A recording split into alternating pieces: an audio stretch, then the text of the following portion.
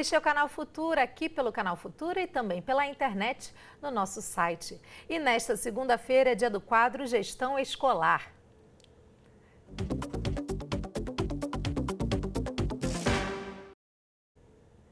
O Brasil possui mais de 70 mil escolas públicas localizadas em zonas rurais. É o que aponta o último censo escolar realizado em 2013.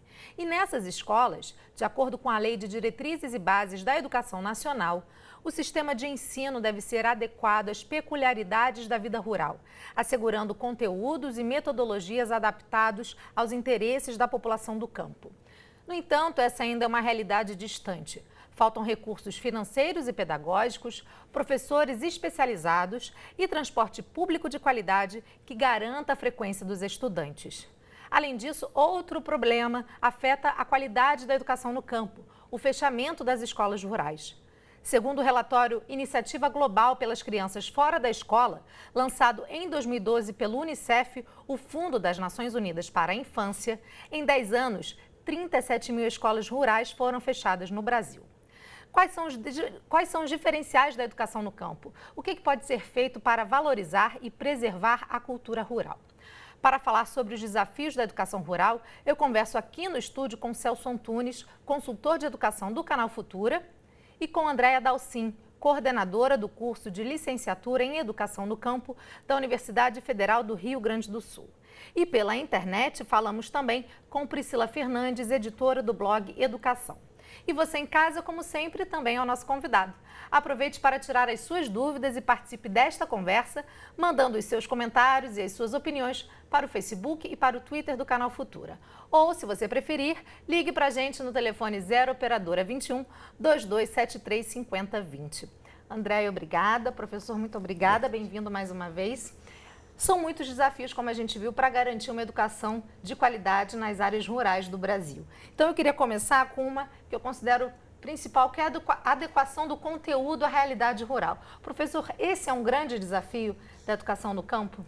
É um grande desafio que passa por um outro, de uma certa forma, que o subordina, que é a capacitação docente. A preparação efetiva do professor para compreender que ele está desenvolvendo uma outra linha pedagógica, um outro conjunto de ações, um outro pensamento sobre aula, sobre conteúdo, sobre avaliação, e isto acaba, de uma certa forma, não acontecendo.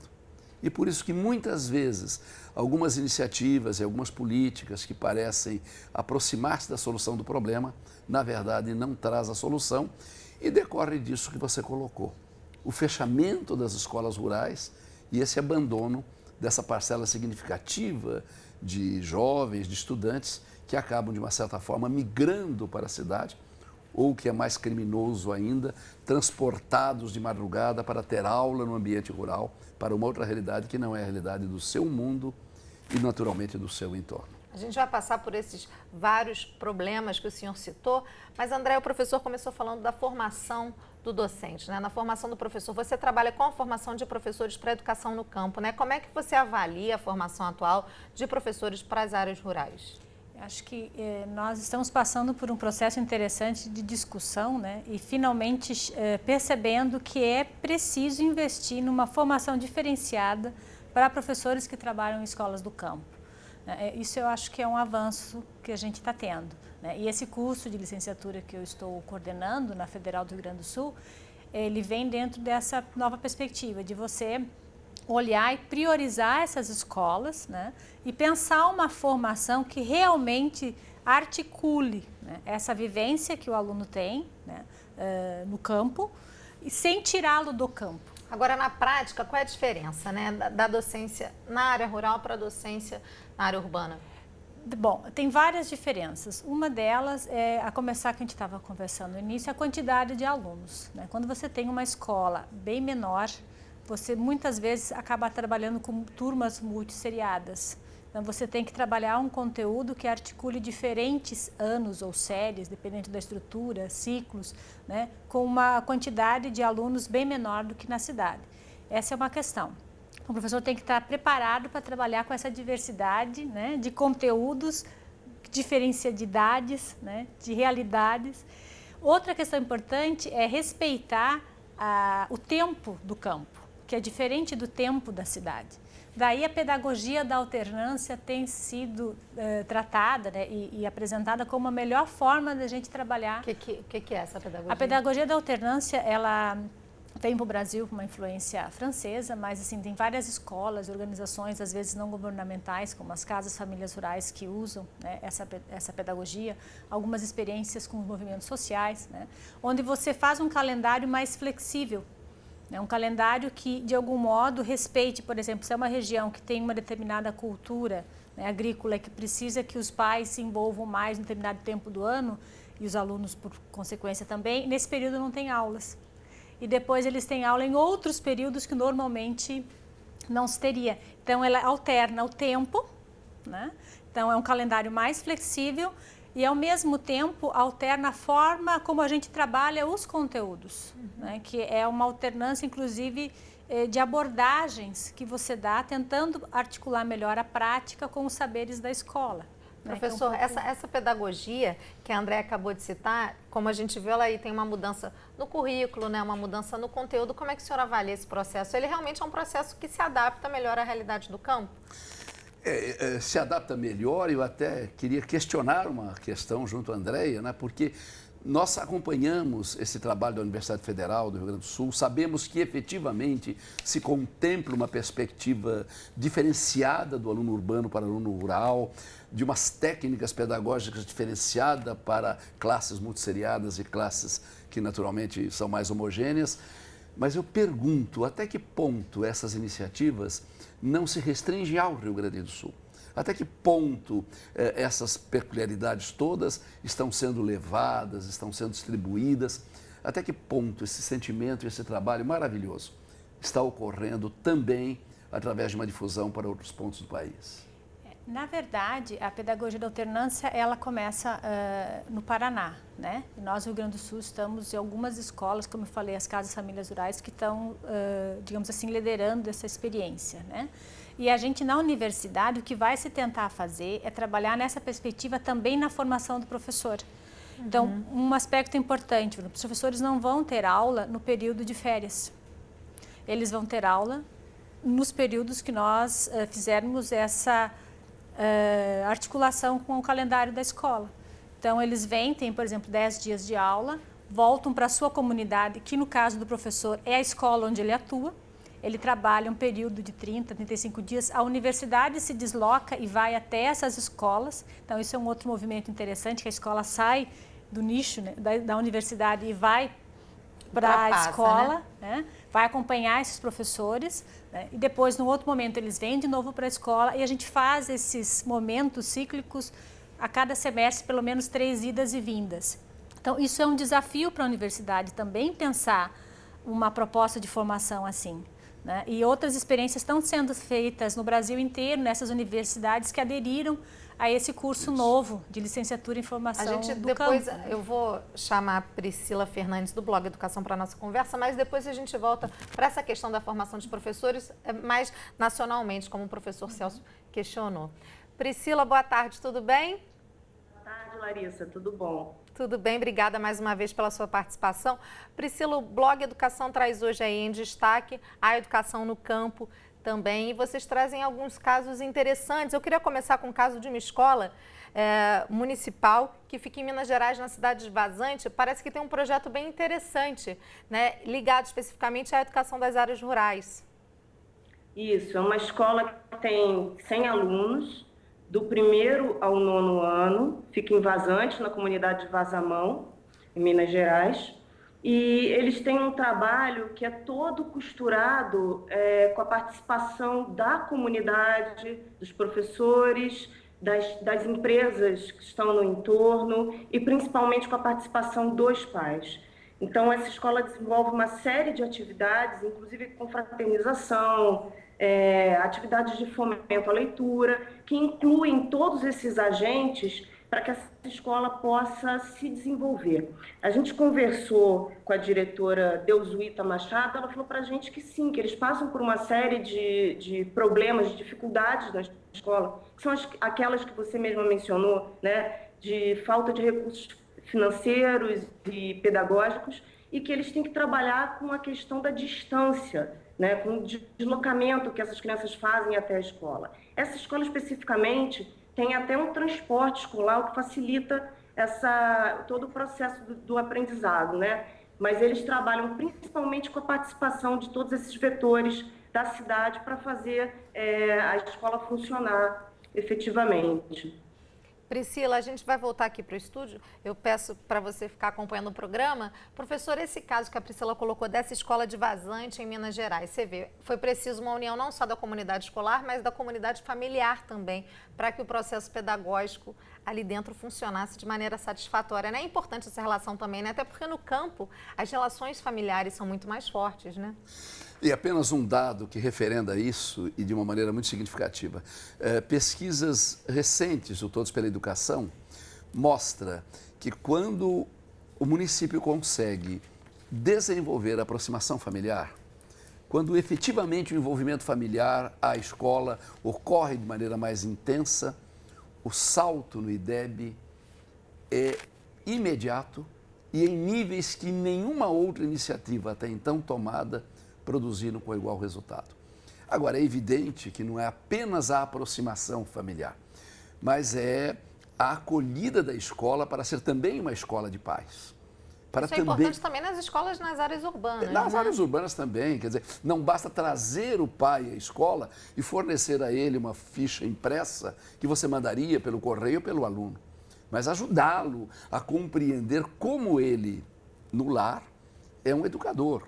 Não é um professor, evidentemente ele não está capacitado para desenvolver os conteúdos específicos, mas ele pode desenvolver o ânimo pela escola, a participação, o empenho. Então, quando há este envolvimento, você tem a queda da evasão, você tem um aumento do rendimento, você tem coisas admiráveis, você lembrou muito bem, é importante para o campo, indiscutivelmente, mas também o é para o próprio meio urbano, para qualquer escola. Agora, a Priscila trouxe um caso, Andréia, né? Trouxe um problema nessa escola, que não é um problema só da região ali de Vazante, Minas Gerais, mas como a gente viu pelo relatório do Unicef, 37 mil escolas foram fechadas nas áreas rurais em 10 anos. Esse é um número muito alto, né? O que tem sido feito para resolver esse problema? Porque aí a gente tem, como o professor colocou, né, tem que substituir, esses alunos têm que pegar um transporte público, horas no caminho até a escola. O problema do fechamento das escolas no campo é um problema muito sério. Inclusive, eu acho que esse é um dos principais desafios que a gente tem hoje, né, que é reverter esse quadro. Nesse ponto, a gente, pelo menos esse grupo que trabalha nessa perspectiva dessa formação para professores do campo, uma das grandes, digamos assim, bandeiras que a gente tem é a reabertura das escolas, né, e criação de novas escolas. Porque a gente acredita que aonde tem escola, tem comunidade rural. Aonde você tira a escola, com o passar do tempo, essa comunidade se extingue. E isso a gente tem observado, tanto no interior do Rio Grande do Sul como no Mato Grosso, famílias inteiras que estão vendendo, né, as suas propriedades, e porque as pessoas vão morrendo e não vai tendo ninguém para fazer associação, né, porque os jovens, por questões de, muitas vezes, buscando um estudo, uma formação melhor, saem da cidade e depois não voltam, como o professor acabou de mencionar antes. Então, é muito mais do que uma questão educacional, é uma questão social. A gente rever e olhar para o campo com mais cuidado, né? E reabrir essas escolas é uma estratégia efetiva de você começar a pensar, inclusive, na qualidade de vida na cidade. Agora, existe interesse, professor, das secretarias municipais de manter uma escola, como a gente viu no caso dessa escola de Minas, são 100 alunos do primeiro ou nono ano, mas tem escolas rurais que têm 20 alunos, são turmas muito pequenas. Esse é um problema, o interesse do poder público na manutenção dessas escolas? É o principal problema, é a falta da consciência deste poder público municipal de que campo e cidade não representam alternativas de qualidade. E não há por que olhar de uma maneira pejorativa para o meio rural como se o meio urbano, com as suas luzes, fascinasse e representasse prosperidade.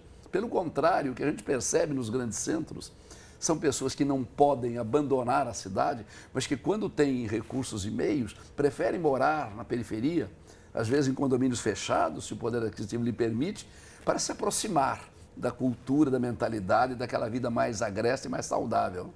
Mas é como você mesmo diz, o poder público muitas vezes não está sensibilizado para olhar campo e cidade como sendo padrões que exigem respeito e que não há hierarquia entre um e outro, e até, se hierarquia houver, me parece muito mais do rural para o urbano, e não ao contrário do que no Brasil tem se plantado. Eu vou chamar a Priscila mais uma vez para a nossa conversa.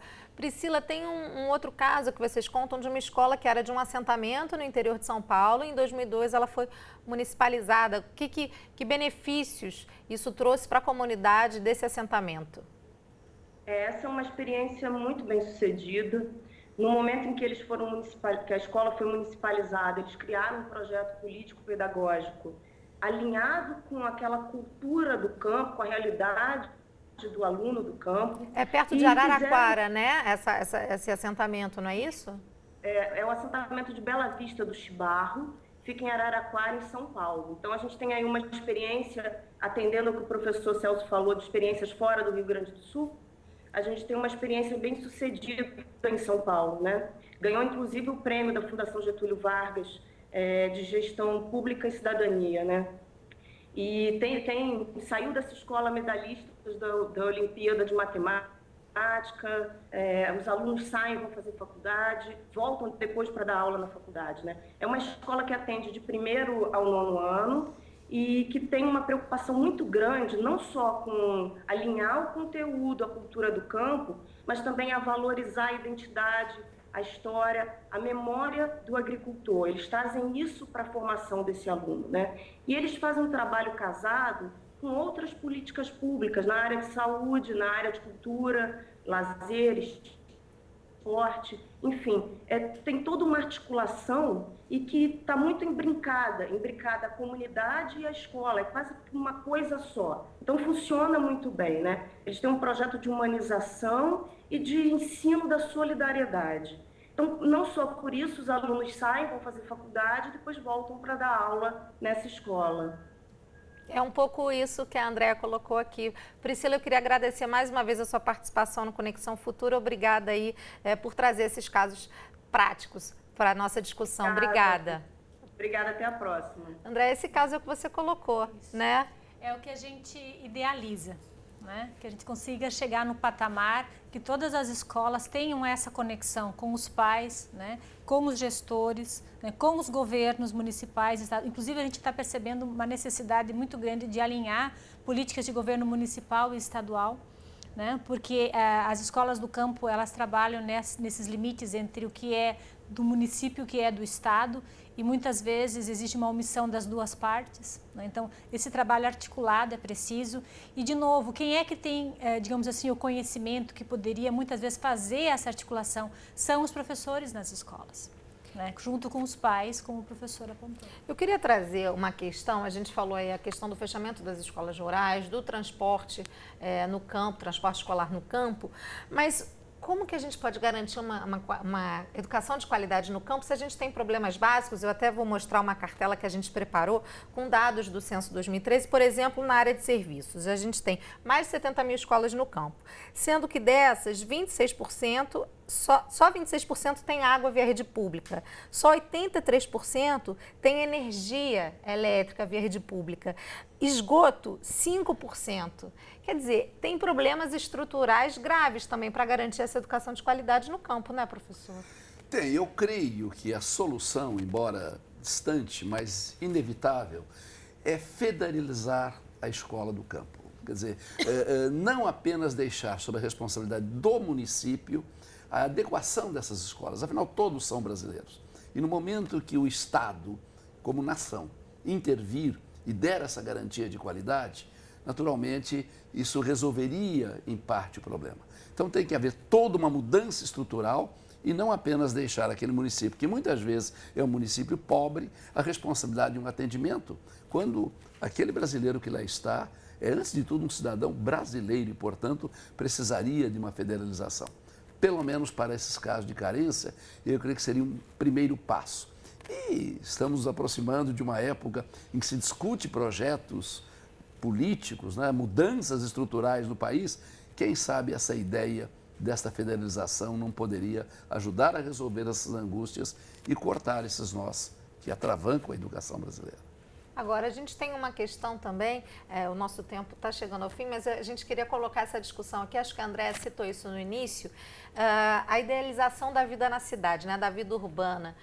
Muitas vezes, quando você afasta o jovem da realidade da sua família, da agricultura familiar, né, e ele vai para a cidade, muitos não retornam, como você colocou. Como é que vocês trabalham isso dentro da formação dos professores, né, nessa vontade, nessa idealização que se tem do jovem de sair do campo para ir para a cidade?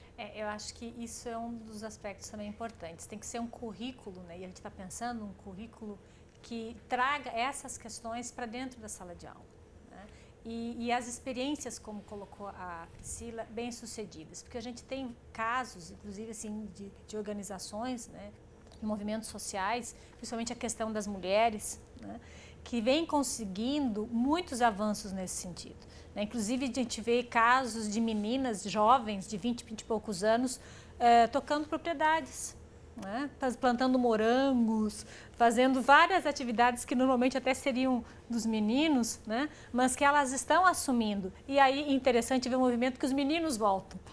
Porque as meninas estão essa no questão campo. do gênero também. A questão do gênero é muito forte, né, no campo. Então, são questões que elas vão, de modo transversal, né, aparecendo no currículo e a gente vai trabalhando. Né? Então, isso, claro, também seria um tema para a cidade. Mas no campo, a gente percebe que isso parece que aflora. A gente tem uma liberdade dentro do currículo de uma escola rural para discutir certas coisas que dentro de uma cidade, por incrível que pareça, é tudo muito mais engessado. Então, essas discussões, elas vão aparecendo naturalmente. E, claro, a gente vai direcionando, né, dentro do currículo, inclusive as questões cultural, as questões de narrativas, né, a valorização dos mais velhos, né, que deixam a herança cultural. Então, eu sou suspeita que eu estou muito apaixonada pela proposta, né? Mas quando a gente viaja pelo interior e começa a viver essas experiências e acompanhar, a gente realmente passa a olhar de uma outra forma. Porque, por incrível que pareça, ainda existe muita resistência a pensar uma educação diferenciada para o campo.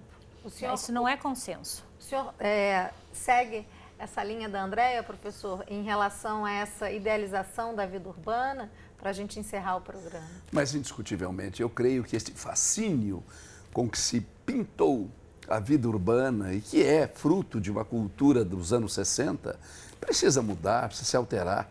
E realmente tem que ser a mulher, mesmo nessa iniciativa, a mostrar que a qualidade de vida não está circunscrita ao espaço urbano, muito mais marcado pela violência, pela exclusão, pela imposição autoritária de grupos sobre o pensamento comunitário. Eu acredito muito no campo e essa educação é a semente essencial para essa transformação. Professor Celso, muito obrigada mais uma vez pela sua presença aqui no Conexão Futura. Andréa, muito obrigada. Até a próxima. A você de casa, mais uma vez, obrigada pela companhia. Eu espero você aqui de segunda a sexta, ao vivo, às 2h30 da tarde, ou nas nossas reprises, à 00:30 e às 7h30 da manhã, e a qualquer hora do dia, como você já sabe, no site do canal Futura. Até amanhã, uma boa tarde. Tchau.